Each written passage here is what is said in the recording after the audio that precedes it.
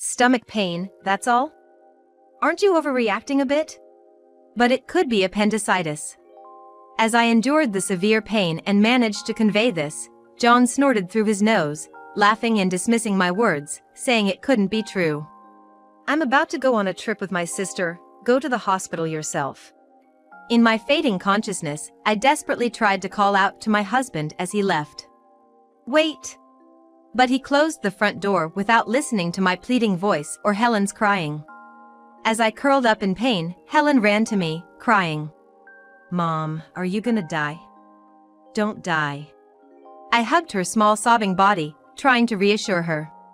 I don't remember much after that, but I woke up in the hospital, had some paperwork done, and managed to undergo surgery, staying until the next day. The diagnosis was indeed appendicitis. 3 days later, I was discharged and slowly returning to my usual life. While having dinner with Helen, I received a call from John. He started the conversation with, "Help me!" Turns out, he had an accident on the trip, and the car was no longer usable, needing a pickup. Who is this?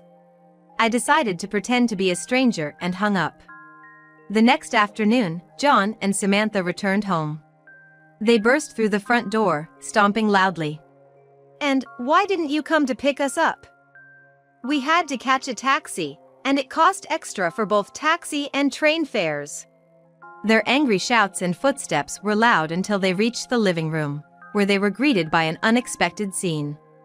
Welcome back. You must have had a tough time, I said coldly, glaring at them. In the room, besides Helen and me, were Robert, my parents, and my in-laws, all 14 eyes glaring at John and Samantha in anger. My name isn't Taylor. I live with my husband John and our daughter Helen. I met John on a dating app when I was still working in accounting at a trading company. After dating for about 2.5 years, he proposed to me. I will make you happy, Anne. John was tall, sociable, cheerful, and popular at work. As for me, I'm introverted, soft-spoken, and can't say no to requests. It seemed like John was too good for someone like me. Yet, he couldn't seem to maintain a relationship with a woman. When I asked him why, he just shrugged, as puzzled as I was. Well, maybe it's just a matter of compatibility, he would say with a light laugh, but after our marriage, I discovered that he was incredibly attached to his older sister, Samantha, a classic case of a brother complex. John had been taken care of by Samantha since they were kids, as their parents both worked. He had a habit of prioritizing her requests and words above everything else. This was occasional during our dating period, but I had hoped it would change after we got married and he settled into our family. However, my expectation was wrong. Samantha's involvement didn't cease even after our marriage. One weekend, while we were at a cafe, John's phone rang. Hey, your phone's ringing. Oh, it's my sister. When I told him, he happily answered Samantha's call. After a few nods, he abruptly stood up. Sorry, I gotta go help my sister with some shopping, you go on ahead. But today was our day off, we were going to see a movie. We can always watch it some other time. With that, he rushed off in the opposite direction of the movie theater. Even when I told John that as newlyweds, we should value our time together more, he merely dismissed it lightly. I had also spoken to my in-laws about their relationship, hoping they would be considerate, but it had no effect. Samantha, unmarried and living with parents, often turned to John for company, as her friends were married and less available. Whether it was John's inability to detach from his sister or vice versa, or both, I decided to refrain from intervening for a while. After our daughter, Helen, was born the following year, I became busy with household chores and childcare. John took paternity leave and helped with Helen and the housework, but still prioritized Samantha's requests. Samantha's insensitivity was evident even after Helen's birth. She would visit unannounced, staying until John returned, disturbing Helen's naps, and asking for food, which she'd eat and then chat with John until dinner. And, thank you for the meal. I always feel bad, she'd say, patting her stomach contentedly. But I couldn't understand why I had to satisfy Samantha's hunger at our family's expense. It would have been slightly more tolerable if she helped with the dishes, but she only demanded desserts after eating. Such surprise visits continued even as Helen grew. I've asked her to call in advance or give some notice a few days before visiting, as it's inconvenient when she comes unannounced.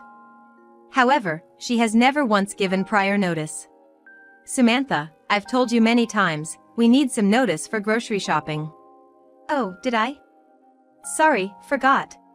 She'd laugh off, unapologetically, just like John.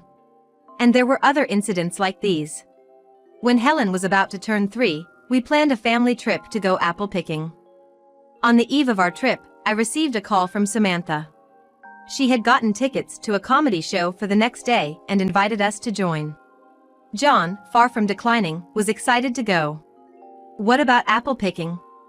"We've been planning this for a month." "Yeah, but it's sad for my sister to go to the show alone, isn't it?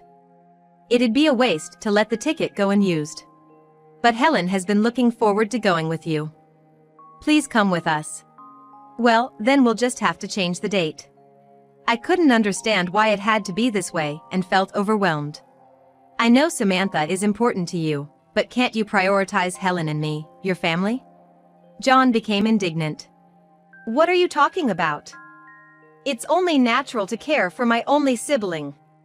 You're second, Helen is third." In the end, we didn't go apple picking. Instead, Helen and I saw John off to the comedy show and just took a walk in the nearby park. Watching Helen happily play among the autumn leaves, I felt a pang of sadness. On a day when the sky seemed higher and the mornings and evenings grew colder. That day was John's day off, and the three of us, including Helen, were spending family time together. As usual, after finishing my chores, I felt a sharp pain in my right side. I had felt a bit off since the morning but thought it would pass. I had a terrible suspicion that it might be appendicitis. As the thought crossed my mind, the pain worsened rapidly, becoming so intense that I couldn't stand up and ended up doubling over in agony right where I was. "John, help me!" When I called for my husband, he appeared, already dressed up as if he was about to go somewhere. Following behind, Helen toddled over with her small steps. "Mommy? What's wrong?" John asked me in a half-hearted tone, as if just asking to be polite. "My stomach hurts. I can't move. Can you take me to the hospital?" I managed to answer through the severe pain. Hearing my plea, Helen started crying, calling out, "Mommy, Mommy. You're making too much of a stomach ache. But it might be appendicitis." He snorted through his nose, dismissing my concern. "I've got a trip planned with my sister, you can go to the hospital yourself." He turned and went back to his room, then came out with a small suitcase and briskly headed for the front door. In my dazed state, I desperately tried to stop him. "Wait. My stomach really hurts." Ignoring my pleading voice and Helen's cries, John closed the front door and left. As I curled up in pain, Helen came running to me, crying, "Mommy, are you going to die? Please don't die." I tried to reassure her by hugging her small sobbing body, but I could barely muster any strength. Who else could I rely on? Then I remembered my brother. He is Robert Smith. We hadn't been in touch much since I got married, but he should still be living near my house. He might be out, but I had no one else to turn to. I had Helen fetch my smartphone, and with trembling fingers, I called Robert. The phone rang, and the seemingly endless call tone echoed through the speaker. I waited, praying for a response. Suddenly, the ringing stopped, and I heard a voice say, "Hello? Anne? It's been a while, what's up?" His casual voice was a relief. "Brother, my stomach hurts. I can't move. Please take me to the hospital." "What? Are you okay? I'm coming right now." Robert sensed the urgency in my voice and responded tensely. Robert didn't hang up the phone, instead reassuring me with words like, "Don't worry, and is Helen there? Is she okay?" During this time, I could hear the sounds of him locking his house and starting his car engine, clearly hurrying to come over. Robert has always been the caring type since I was little. Whether I got lost or failed my first choice in high school admissions, he always encouraged me, saying, "Don't worry, it'll be okay." He's my reliable and proud brother. Now, he was chatting with Helen, keeping her from getting anxious, which made me feel much stronger.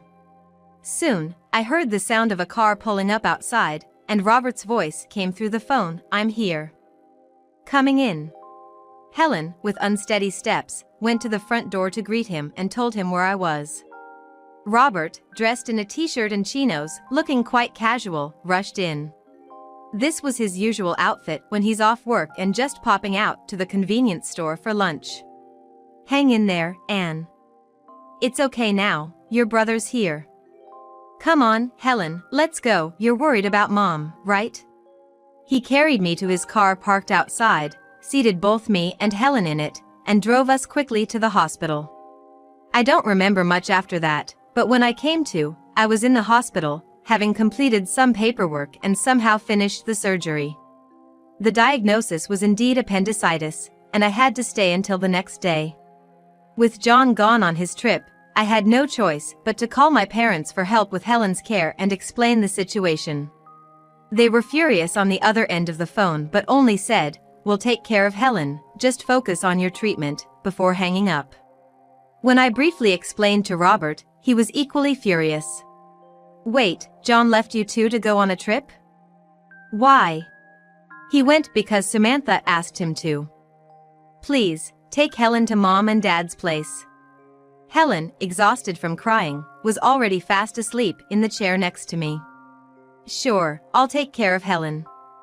You just get some rest." Luckily, Robert would take Helen to our parents' house. As for her clothes and other necessities, we always kept an overnight bag ready at their place, just in case, so there was nothing to worry about. After Robert and Helen left the hospital room, I finally had a moment to breathe. 3 days passed, and I was discharged from the hospital, gradually getting back to my normal life. My recovery was going well, and today, I could comfortably enjoy a meal with Helen. We were having omelets for dinner. Helen was still struggling to use the spoon properly, but was eating without complaint. Then, my smartphone rang.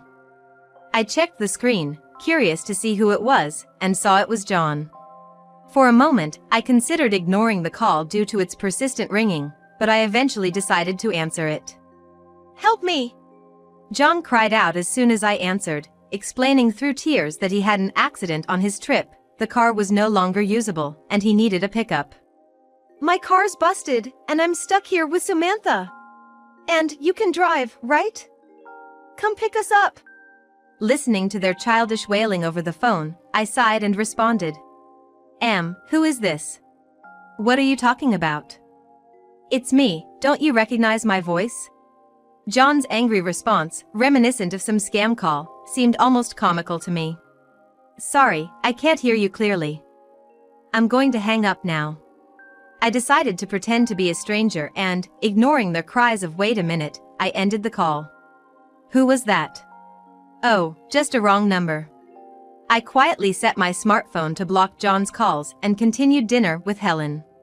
The next day, in the afternoon, John and Samantha returned home.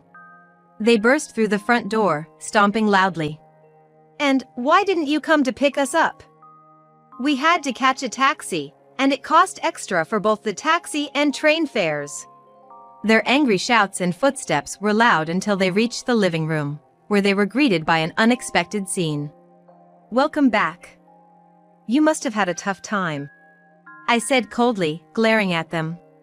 Besides Helen and me, there were Robert, my parents, and John's parents, all 14 eyes glaring angrily at John and Samantha. "Why is everyone here?" John stood there, dumbfounded by the situation, so I explained it to him. "You do realize what you've done, right? You left me and Helen to go on a trip. After that, I had to be hospitalized. I've told everything to both my parents and yours," I said in one breath, blaming John. John looked baffled, almost as if he wanted to say, "So what's the big deal? But in the end, you were okay, right?" You have no idea how worried and helpless Helen and I felt. "Samantha, you could have been more considerate. You're always dragging John around for your errands." "What? Why am I being scolded? I didn't know about your situation. Both John and Samantha remained adamant that they weren't at fault, instead starting to complain about why I hadn't come to pick them up the day before. I was so angry with both of them that I wanted to slap them right there, but I restrained myself, clenching my fists instead. I couldn't forgive John for choosing to go on a trip with his real sister over his suffering wife and anxious, crying daughter. That's why I had called both our parents and in-laws here for a discussion, but instead of talking it out, John and Samantha faced a barrage of criticism from both families. Helen, scared by the commotion, started crying and clung to my mother. Despite this, my father angrily said, "We trusted you with our daughter, what were you thinking?" And John's mother exclaimed, "You two have gone too far." The pair, usually so assertive, finally looked taken aback, realizing they were completely surrounded by disapproval. John's father sternly ordered, "Kneel down and apologize to both of you," leading to John and Samantha reluctantly kneeling down. "We're sorry, we won't do it again. I apologize." Receiving such an insincere apology at this point only intensified my anger, leaving me standing there seething with frustration. I was foolish to have expected even a bit of sincerity from them. Controlling my irritation, I presented them with divorce papers. "We're getting a divorce. I've thought it over these last 3 days, and I can't be with you anymore." John's eyes widened. "Divorce is an overreaction," he protested. "You won't be able to live on your own at your age. I don't need a father who doesn't prioritize his family. I'll protect and raise Helen no matter what, so don't worry." I spoke coldly, and John seemed at a loss. John was understandably taken aback, as I had never before rebutted or stood up so strongly against him. This was a side of me he had never seen before. Despite this, he continued to resist and started making various excuses. "If we get divorced, how will people at work see me? Are you trying to ruin my reputation?" "I don't care what happens to your reputation. We're getting divorced." "And what about this house? I'm the one who took out the mortgage. Are you okay with losing your home?" "I've already thought about all that during these 3 days. I've discussed it with my parents, and Helen and I will return to my parents' house." "Wait, what about Helen? Have you asked her what she wants?" John's face lit up as if he had come up with a brilliant idea, but his desperate attempt to bring our daughter into the argument only served to irritate me further. "Why don't you ask her yourself?" John, now visibly shaken, turned to Helen for support. "Helen, you don't want to live without Daddy, do you?" Helen, who had been with my mother until then, shook her head and said through tears when John addressed her, "Daddy's not fun to be with. He never plays with me, always goes out with Auntie. I don't need him. I just need Mommy." Hearing Helen say she didn't need him was undoubtedly a shock to John. John's parents, overhearing this, were even more outraged. "How can a father let his young child feel this way? What kind of person are you?" they exclaimed. John's mother snatched the divorce papers from my hand and slammed them down in front of him, sternly demanding that he agree to the divorce. His face turned red, as if sprouting horns in anger, and he visibly trembled. John signed the divorce papers and then broke down in tears, but no one offered him any sympathy. I wondered if he would have paid more attention to his family had he known it would come to this. But I doubted it. Even if he had known, his actions probably wouldn't have changed. Later, I filed the divorce papers at the city hall, and it was successfully processed. I was free. My in-laws apologized again and agreed to pay more than the usual amount in child support. John ended up selling the house and moving back with his parents, commuting to work from there. John, having his commuting route changed, was teased by his colleagues. He inadvertently mentioned that he was commuting from his parents' home because of his divorce. This quickly became the talk of his department, and for a while, he faced a mix of sympathetic and pitying looks from his coworkers. My cousin, who lived near my in-laws and was known as the speaker in our family. She is known to spread news quickly, therefore, it didn't take long for the entire neighborhood to know about our divorce and the reasons behind it. Within days, everyone in the neighborhood knew about it, proving that her knack for communication was not to be underestimated. As a result, John and Samantha faced scornful glances even for simple trips to the convenience store. As a result of this widespread gossip, the relationship between John and his sister became strained. "Why are you blaming me? If you hadn't gotten divorced, none of this would have happened. It's your fault. If you hadn't interfered with my family, this wouldn't have happened. Show some restraint. You always said you cared more about me than your family every time I asked you out." It seems that my cousin overheard these kinds of exchanges between John and his sister. Helen and I left the house we had lived in and moved back with my parents. My mother took care of me, looking after Helen while I was busy running errands and handling various procedures for a few days. My father, too, was very fond of her, often taking her out in his car to the library to borrow books or to train crossings to watch the trains, making her days enjoyable and fulfilling. Robert also moved closer to our parents' house.